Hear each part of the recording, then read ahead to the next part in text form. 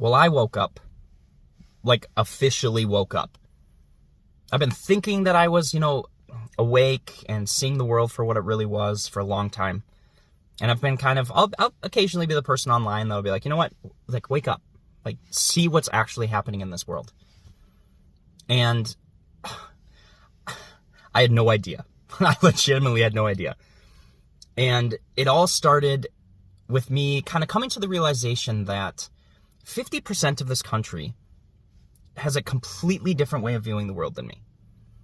And I've always kind of had this idea that it was because they were being lied to, or they were being manipulated, or they were evil, or they were stupid. That's the reason why they're able to vote for the person that they're voting for in spite of all of the really scary things that are happening in the world. And I realized that it cannot be true. It cannot be true that every single one of these people falls into one of those categories. And maybe they're voting for the person that they're voting for with all of those dangers or the scary things, either because A, they don't see them, or because the things that they see on my side are scarier to them than the things that are happening on theirs. And that really made me start to question, because I'm personally not really I haven't been afraid of much from my political party. And I was like, what are they seeing? And so I really made it a mission of mine to at least, I wasn't going to agree with what they were seeing, but I wanted to understand it. And so I kind of went out on this mission to try to start understanding what they were seeing that was so scary to them, or something that was caused such a substantial aversion that they were willing to vote for someone that I deemed to be evil. And I started by kind of dipping my toe in the pool by listening to, it's kind of like a documentary. And it was a very simple idea, asking a very simple question, and people were not able to answer. They were not able to answer a very simple question, something that should be easy to answer if you're willing to formulate a worldview around it. And I'm looking at these people as like, I mean, you're either at a rally or you're a specialist in the field. Why are you not able to answer these simple questions? And it really started to make me think, what if there's more to this than I thought? And so I talked to a friend of mine who is someone on the opposite side of the political party who recommended a book to me. And this friend of mine is someone that I really don't agree with, but I still respect as a person. Someone that we can still, as long as we don't talk politics, we can still hang out and have a really good time. And I trust that they would never do something to actively hurt me. And they recommended this book to me, and I ordered it. I started to read it, and I literally got maybe a paragraph in, and I shut it. I was like, I can't read this. This is the worst. This is an evil person saying evil things, and I felt personally attacked by this book. And I closed it, and I was like, why can't I read this? I tried to open it back up, and I just couldn't. There was like a mental block. I could not read it. And I started thinking to myself, like, why can't I? And so little bits at a time, sometimes a paragraph, sometimes a page, I forced myself to read this book. And as I went through it, I've been, told in my head that this is an evil person, pushing an evil agenda. And as I read it, I was like, this is not an evil person. This is someone that's speaking with compassion, someone that is trying to actively warn people that they don't even agree with, that have a completely different worldview of true dangers within the ideology that they have, their political affiliation. And it was really, really hard. Like, I cannot stress how hard it was for me to get through this book. Every fiber of my being fought against it. And, I usually read a novel in, a couple weeks. I read a lot. And this book took me months to get through. And it was for that very reason. I was like, I'm already so emotionally stressed out and like physically uncomfortable all the time that I couldn't, in my free time, make myself feel that voluntarily. But I was on this mission to understand, to figure out why we're moving in such different directions and why we can't talk to each other anymore. And as I got through this book, my worldview just started getting holes poked in it. And I started kind of looking at things from a different perspective, seeing things that I didn't really even know were occurring, threats to our society that I didn't know were there. And it was really, really hard. Like, I was so confident that I'm on the right side of history, looking over at other people and being like, how are you doing what you're doing? And I was at that moment, I started entertaining the idea of, what if I'm wrong? What if I'm wrong? And so I fought and I started listening to people that I had deemed evil.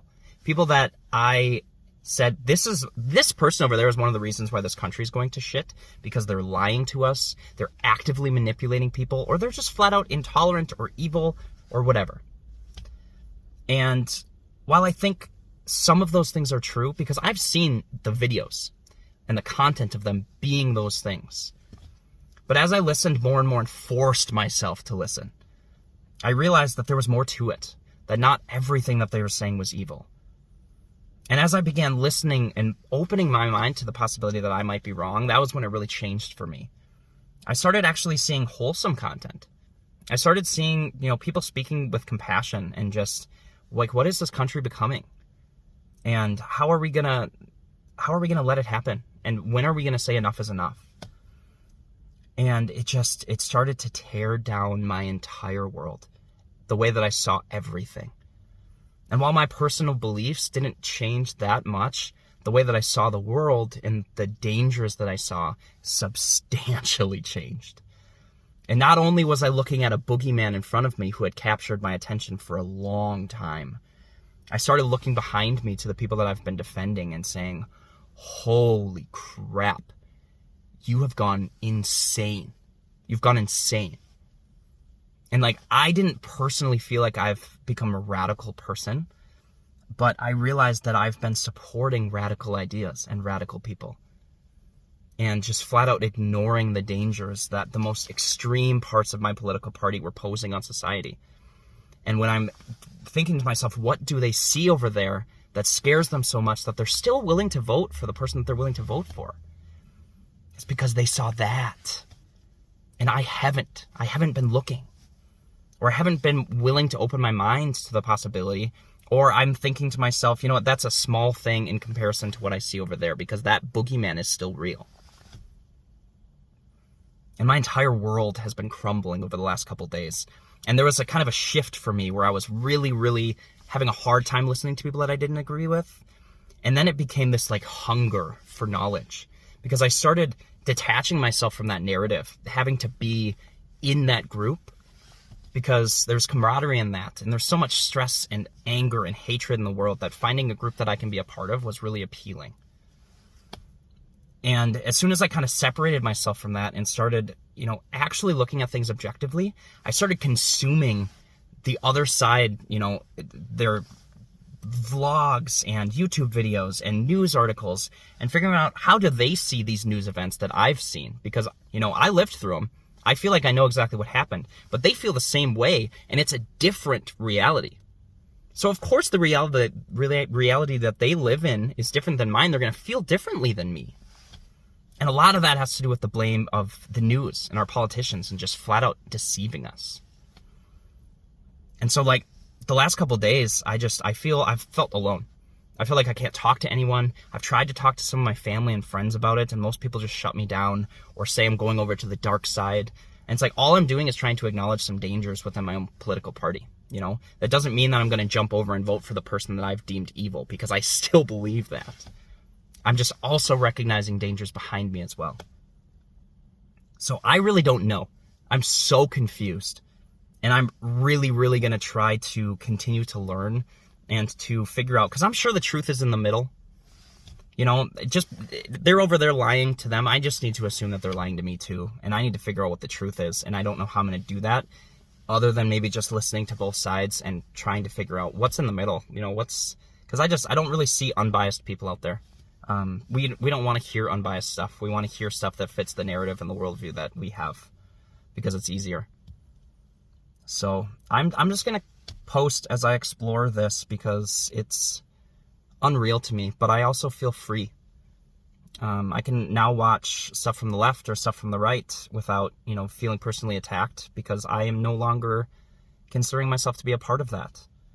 And what does that look like? Because these trains have been diverging for a very long time, and I just decided I want to get off. I don't want to be on this train anymore. And I'm just going to start kind of looking around for other people that have gotten off the train too, and maybe we can start figuring out how the hell